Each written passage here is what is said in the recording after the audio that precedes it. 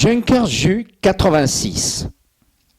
Conçu en 1934 avec l'intention déclarée de doter la Deutsche Lufthansa d'un nouvel avion de ligne, le Junkers Ju-86 devait aussi posséder une capacité de bombardement.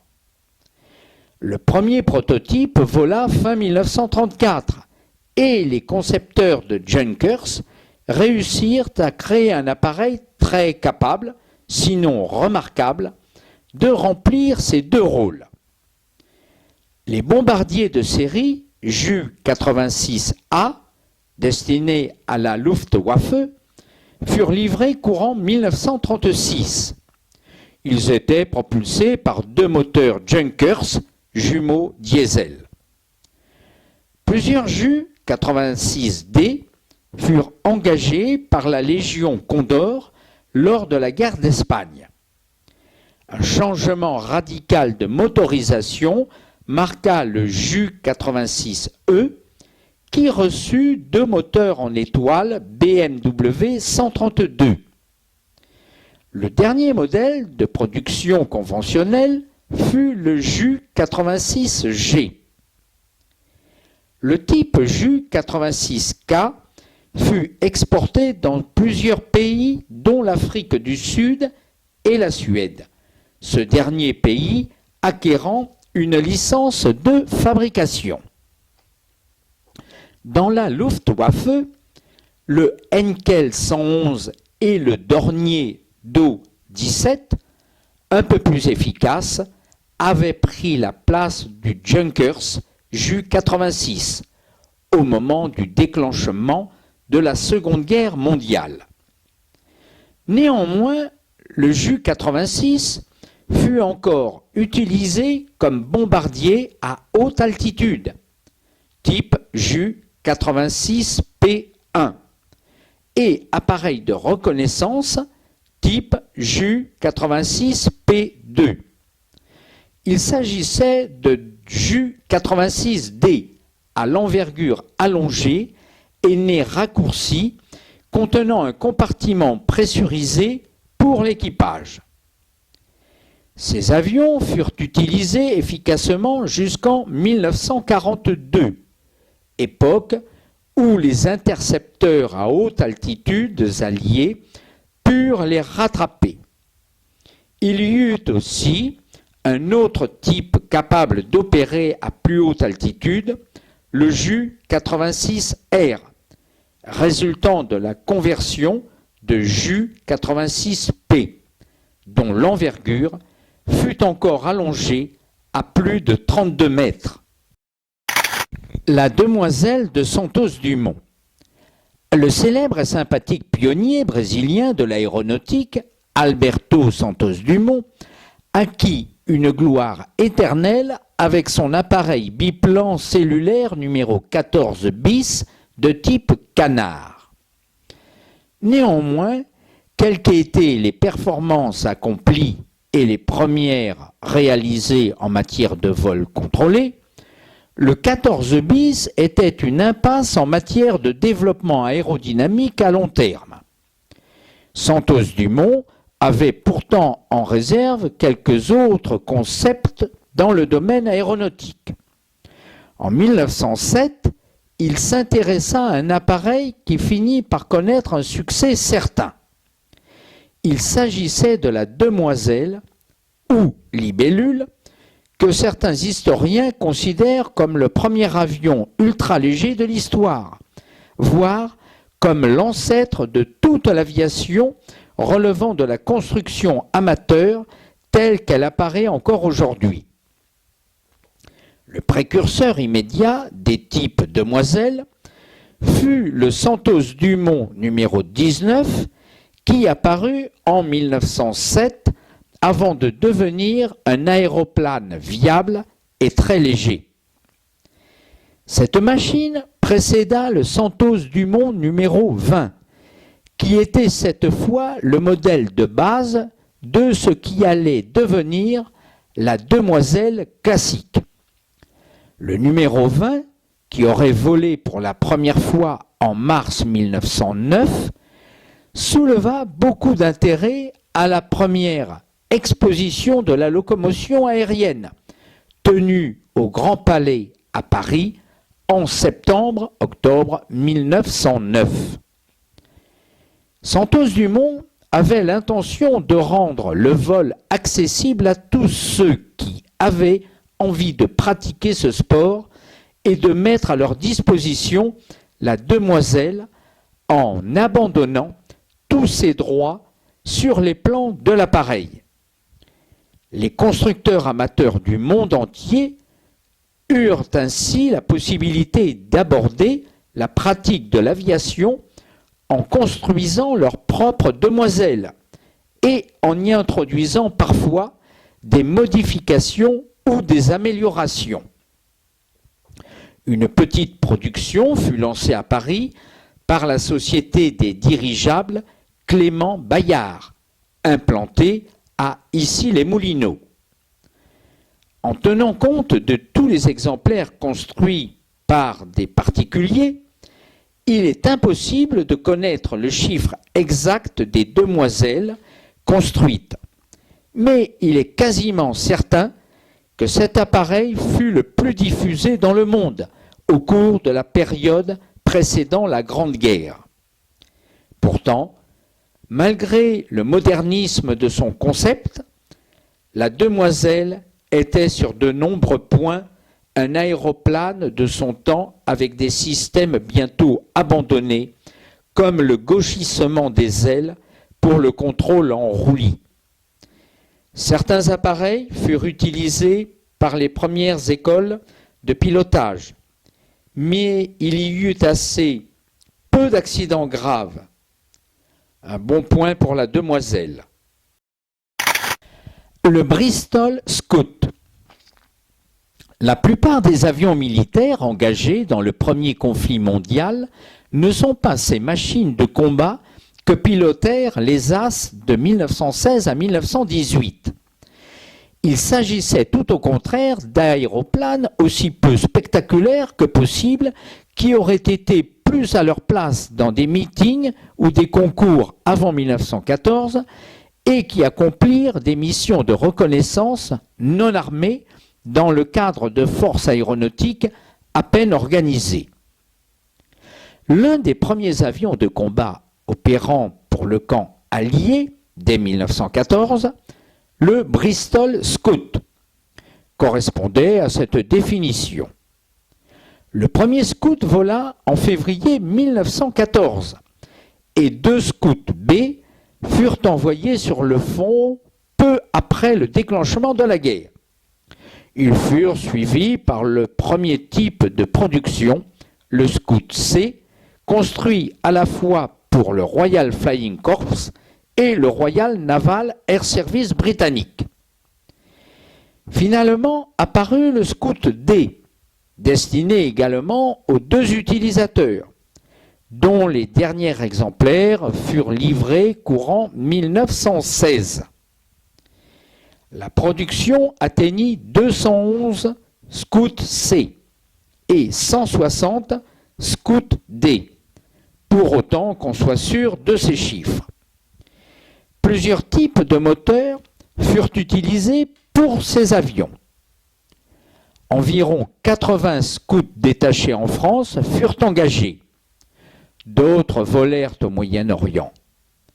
Les scouts effectuèrent leur mission de reconnaissance dotés d'un armement improvisé après avoir été affectés en petit nombre aux unités opérationnelles pour l'escorte d'appareils plus vulnérables. Le Scout fut un avion solide et sûr, doté de bonne qualité de vol, qui servit aussi d'appareil de perfectionnement au pilotage. Lorsqu'il fut par la suite équipé d'un système de tir à travers le cercle de l'hélice, qui permit d'installer des armes tirant vers l'avant, le Scout devint un avion de combat doté d'un certain potentiel. Auparavant, en juillet 1915, le capitaine Lanoé Hawker avait été le premier pilote de chasse décoré de la Victoria Cross, la plus haute décoration militaire britannique, pour ses victoires en combat aérien aux commandes d'un Scout armé d'une mitrailleuse tirant obliquement vers l'avant. Le Royal Naval Air Service engagea plusieurs scouts contre les zeppelins en les faisant décoller du porte-hydravion HMS Vindex, sur lequel ils ne pouvaient pas revenir se poser. Le Caudron G3. Les Français Gaston et René Caudron avaient construit des aéroplanes pendant plusieurs années avant l'apparition du G3, en 1913. Comme d'autres constructeurs pionniers de l'époque, ils avaient créé, avec succès, une école de pilotage. Le prédécesseur immédiat du G3 fut le G2, qui entra brièvement en service opérationnel au début du conflit pour la formation et l'observation. Le premier G3 vola en mai 1913 et un premier succès à l'exportation fut obtenu cette année-là de la part de la Chine, qui commanda un certain nombre d'avions Caudron, dont des types G3. Au déclenchement de la guerre, le G3 était en pleine phase de production et il fut naturellement affecté à des unités chargées de missions de reconnaissance et de réglage d'artillerie. Certains avions servirent aussi à larguer de petites bombes jusqu'à ce que des types d'avions mieux adaptés fussent disponibles. La Grande-Bretagne acheta des G3 avant de les construire sous licence.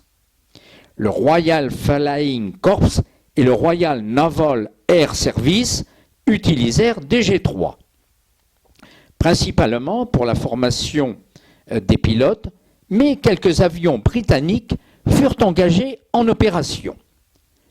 Le plus célèbre des G3 reste celui qui fut utilisé en Afrique orientale lors du combat victorieux au cours duquel le croiseur léger allemand Königsberg fut détruit.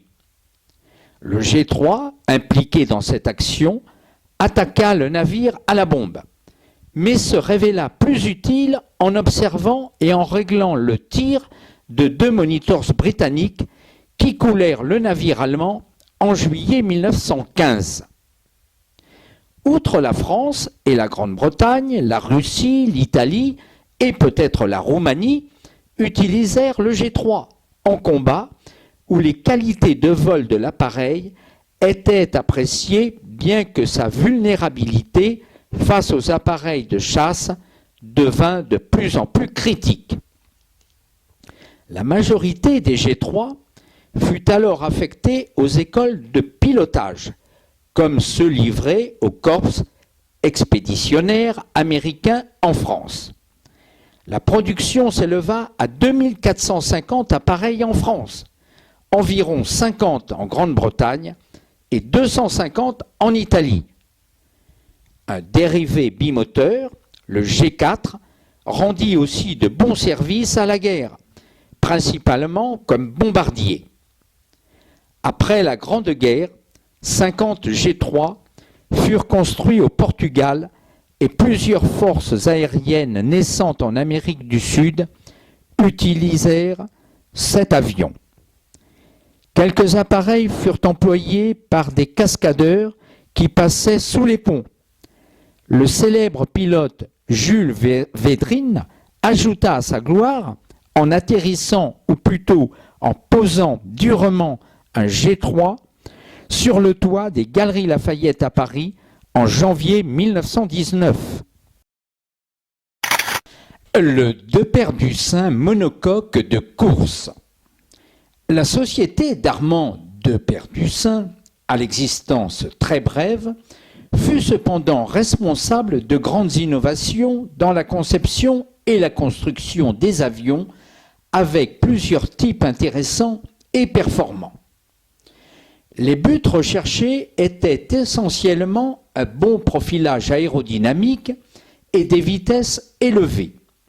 L'exemple le plus achevé de ces réalisations fut le monocoque de 1912-1913 qui introduisit des formes nouvelles en aéronautique, avec un fuselage d'un dessin très pur, et une nouvelle disposition du train d'atterrissage. Le fuselage du monocoque, comme son nom l'indique, était une structure unitaire révolutionnaire fabriquée en bandes de bois de tulipier, collées sur un gabarit amovible de façon à créer une coque creuse très résistante. On se dispensait ainsi d'une lourde structure de longerons, de couples et d'entretoises revêtues de toile comme sur les autres avions contemporains. Cependant, le contrôle en roulis était encore obtenu par le gauchissement des ailes de ce monoplan. Les avions de course, Deperdussin, monocoque, étaient à la veille de la Grande Guerre les avions les plus rapides du monde, titulaires de nombreux records et victoires. Le 29 septembre 1913, à Reims, un monocoque battit le record mondial de vitesse à 203,8 km/h, record qui tint jusqu'en 1920. Le Fokker DR-1. Le Fokker DR-1, Dreidecker, triplan, fut un excellent avion de chasse à l'époque où les as de l'aviation devenaient des célébrités nationales. L'avion lui-même connut le succès par les exploits du Baron Rouge, surnom de Manfred Freyer von Richthofen. Inspiré en partie par le Sopwith triplane britannique antérieur, Fokker produisit le DR-1, désigné initialement F1, à partir de l'été 1917. La production aurait atteint 320 exemplaires. L'évolution du Fokker DR-1 révéla la rapidité avec laquelle les concepts et les utilisations de l'avion avaient progressé au cours de la courte période, 14 ans, qui séparait cet avion de celui des frères Wright et du premier vol contrôlé. Agile et mis en œuvre par les meilleurs pilotes allemands, le DR-1 entra en service en août et septembre 1917 et sa production s'étendit jusqu'au début de 1918. À ce moment-là, il se trouvait surclassé par les plus récents appareils alliés plus performants. Utilisé en opération par le célèbre cirque volant de von Richthofen, le très manœuvrant DR-1 fut l'avion d'armes de plusieurs as allemands, outre le Baron Rouge, comme Werner Voss et Hermann Göring, futurs commandants en chef de la Luftwaffe sous le Troisième Reich. Aujourd'hui, le Fokker DR-1 est devenu l'un des avions de combat les plus célèbres de l'histoire de l'aviation. Tout aussi légendaires devinrent les exploits des pilotes de ce remarquable petit avion du temps où les as de la chasse étaient présentés au public comme les chevaliers du ciel. Le Junkers J1. En 1910, l'Allemand Hugo Junkers, qui allait devenir un grand constructeur au cours des décennies suivantes, breveta un concept original sous la forme d'une aile à forte épaisseur. La suite de l'étude mena à une véritable percée technique, le Junkers J1, premier avion entièrement métallique au monde, vraiment significatif. Avant le J1, au moins un appareil en métal avait été réalisé en France, mais il n'avait pas été développé jusqu'au stade atteint par le J1. Celui-ci vola pour la première fois le 12 décembre 1915, propulsé par un moteur Mercedes D2 de 120 chevaux. Malgré le poids assez élevé de sa structure, il atteignit 170 km/h et gagna le surnom de Blechesel, l'âne en fer blanc. Le J1 évolua sous la forme du chasseur monoplace J2 de 1916, précédant une famille de types dérivés. Le plus important fut le J9 de mars 1918, qui devint le Junkers D1 dans la force aérienne allemande. Environ 41 exemplaires du D1 auraient été fabriqués avant l'armistice. En 1918, c'était le premier avion de chasse de première ligne fabriqué entièrement en métal. Un type dérivé, le Junkers J10, était une évolution en biplace du D1 et des autres types qui reçut la désignation militaire CL1. Il s'agissait d'un chasseur d'escorte et d'attaque au sol en métal qui fut engagé en petit nombre vers la fin du conflit. Le Junkers J4, J1. À peu près à l'époque où Junkers développait les monoplans monoplaces de chasse entièrement construits en métal et dérivés du J1, des travaux portaient aussi sur un biplan biplace également en métal. Il était prévu que cet appareil plus grand serait destiné au rôle désormais bien défini de chasseur d'escorte et d'attaque au sol, en soutien immédiat des troupes au sol combattant dans les tranchées. Ce type de mission présentait les plus grands risques et la solution du tout métal adoptée par Junkers permettait d'offrir à l'avion et à son équipage une meilleure protection. Sous la désignation Junkers J4, l'étude en fut achevée en 1917. Dans un accès de grande confiance de la part des autorités militaires allemandes, cet avion original, en son temps, qui avait des années d'avance sur ses concurrents, fut commandé en nombre et les premiers exemplaires de série sortirent d'usine vers la fin de 1917. Le J1, qui entra en service sur le front au début de 1918, fut donc le premier avion entièrement métallique du monde engagé dans des opérations de guerre. La production aurait atteint 227 exemplaires. Une association fut formée entre Junkers et le pionnier hollandais Anthony Fokker pour la construction du J1. Mais cet accord ne fonctionna apparemment pas.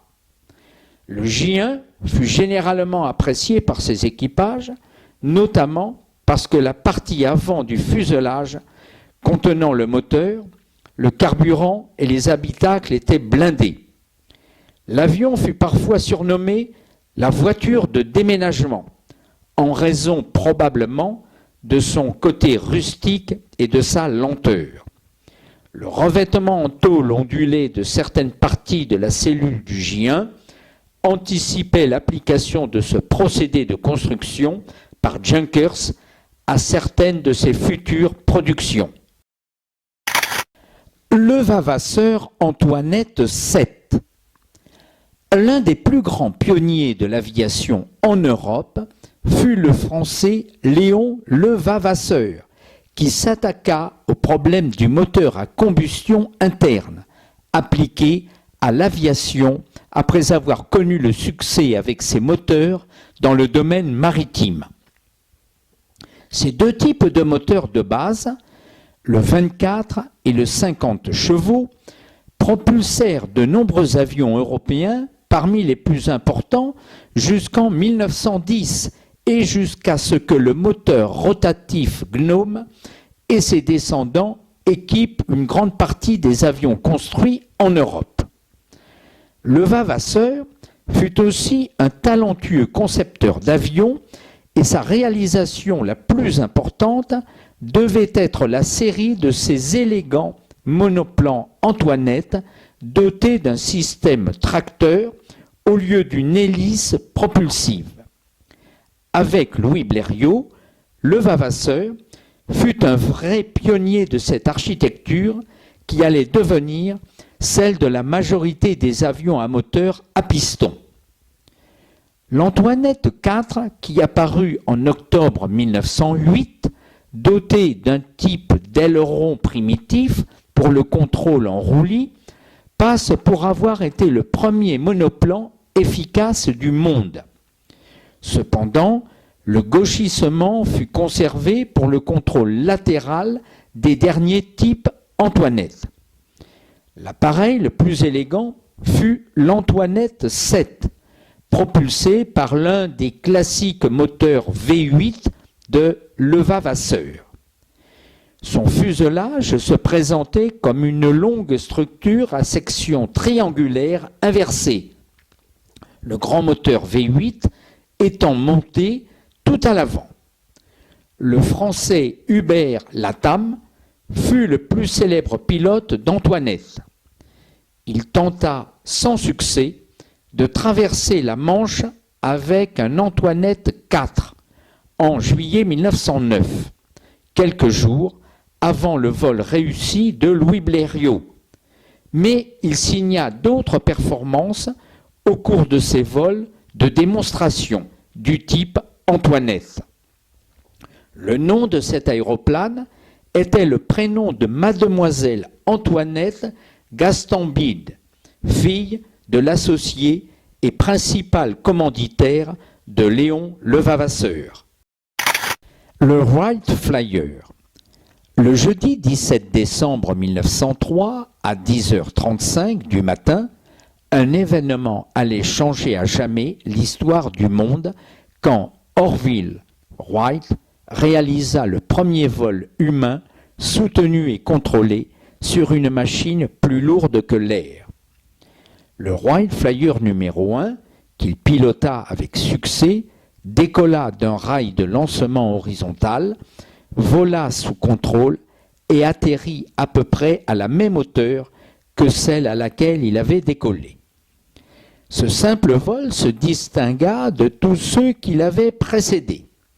Bien qu'il eût duré 12 secondes seulement et que la distance franchie ne fût pas supérieure à 37 mètres, ce vol devait revêtir une importance particulière aux yeux du monde entier. Au cours de cette même journée, Orville et Wilbur effectuèrent 3 autres vols significatifs. Le lieu de ces exploits se situe en Caroline du Nord, sur la côte au voisinage de Kittiawak. Au cours des mois et des années qui suivirent, les frères Wright poursuivirent la mise au point de leur appareil en changeant par exemple la position couchée du pilote en une position assise sur un siège, puis en adaptant un train d'atterrissage à roues. Mais en même temps, ils se trouvèrent impliqués dans une série de procès qu'ils intentèrent à leurs concurrents. Le Wright Flyer du premier vol historique de décembre 1903 était en effet l'apogée de tous les travaux des pionniers du siècle précédent, portant sur l'aérodynamique, la conception des appareils et les organes nécessaires au vol motorisé. Les frères Wright étaient alors de prospères fabricants de bicyclettes de Dayton, dans l'Ohio. Ils avaient consacré des années à étudier les œuvres des pionniers de l'aéronautique qui les avaient précédés. La mise au point du moteur à essence fut pour eux un élément essentiel de leur succès. Enfin, la lourde machine à vapeur, avec son médiocre rapport puissance-poids, pouvait être oubliée dans la conception des aéroplanes. Ils avaient la capacité et les ressources, dont un atelier bien équipé, pour construire leur propre moteur d'environ 12 chevaux pour propulser le Flyer. Le succès obtenu avec cet appareil ouvrit toutes grandes les portes du progrès et très rapidement, le vol motorisé, soutenu et contrôlé d'appareils pilotés devint aussi courant que n'importe quelle autre forme de moyen de transport maîtrisé ou en devenir.